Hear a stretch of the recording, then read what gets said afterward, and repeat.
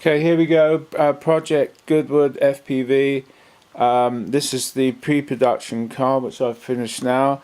Make sure everything fits in properly. This is a clear body I've put on. Isn't the actual body, but it's close enough to what will be going on it.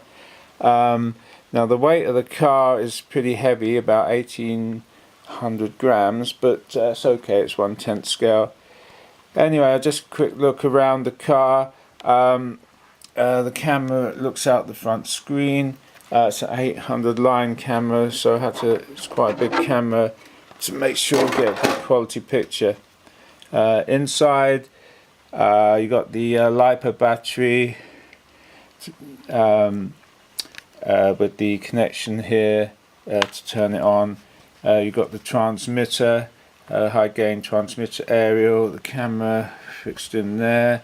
On the servo, which has been fixed in solid so it can't fall out.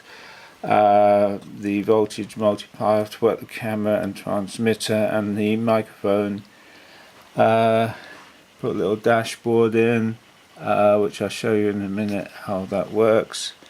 Round the other side of the car, turn it round.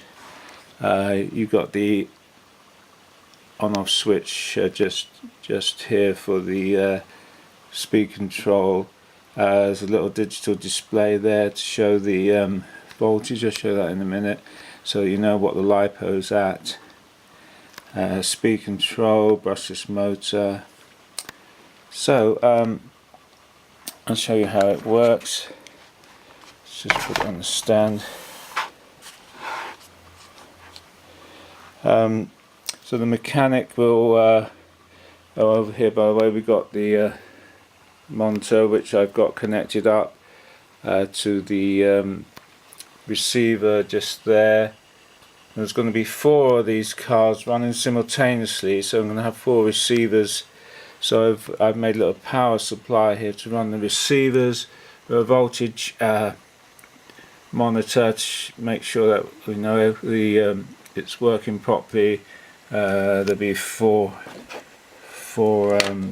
receivers connected into the voltage monitor, running about 9 volts. And over here we've got the wheel. There'll be 4 of these wheels connected up to 4 transmitters through an interface. And again, because they'll be on all day for maybe up to 12 hours, made power supply running down to here. I've got it at 10.6 at the moment. When all 4 are connected up, it should be about 10 volts. Made a small interface voltage limiter here, just so that no voltage spikes get through to blow the transmitters up. So there's a little safety circuit I put in here. Plus the 4 outputs, 1 to each of the 4 transmitters. And over there's another little handheld receiver. I'll show that in a minute. So back to the car. What happens is the mechanic will plug the car in, like so, which actually switches on the camera system and tells you the voltage of the LiPo. Don't know if that's coming out actually on this camera. The voltage of the LiPo 6794, it's saying. I'm not sure if that comes out. And so that you can tell that the LiPo is charged before you switch on the car. Also, it switches on the microphone down here, so that you can actually talk remotely to the person sitting at the steering wheel. Let's just move that. This is the steering wheel, so that the mechanic can tell him what to do before you turn the car on. So here you've got the display through the windscreen. As you can see, it says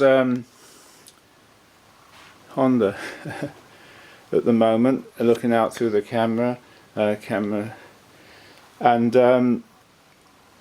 there's a little light which comes up on the screen just there.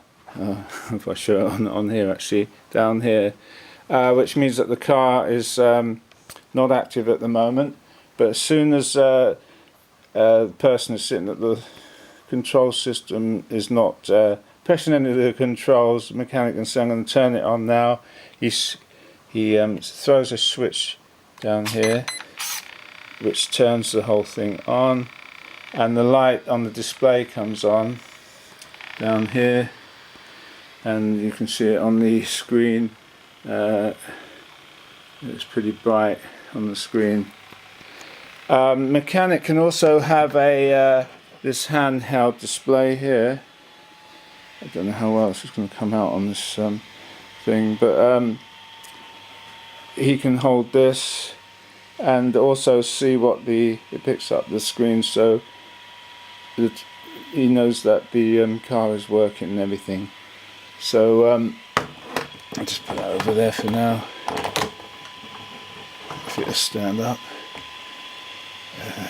which it won't. Anyway, I'll put that over there. Now it's got a microphone. Got a speaker in both of those things, so that the sound it picks up from the car will come straight through. So let's just put the body on just to show you. It's like with the body on. There you go. It looks out through the screen. And over here we got the control system, which should be working. Yes, turn right. And turn left. Turn right, left, and down here you've got the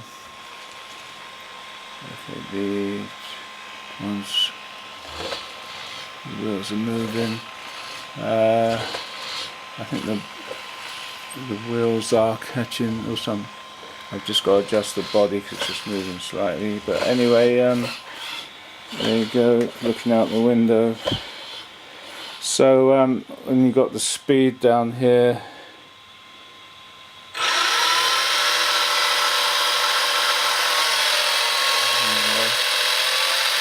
and that you'll get that sound coming through on the microphone to the operator, a lot of whirring sound, and you've got brakes and reverse as well.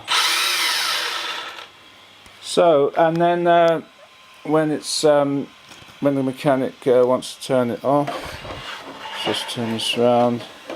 I've only got one hand at the moment, so I'll take the body off anyway. You can reach in and you can check the voltage, 779. You can just turn off down here, and the light goes off there. The light's gone off on the dashboard, which means that the car's inactive now. The microphone and the camera are still working, so we can still speak to the person.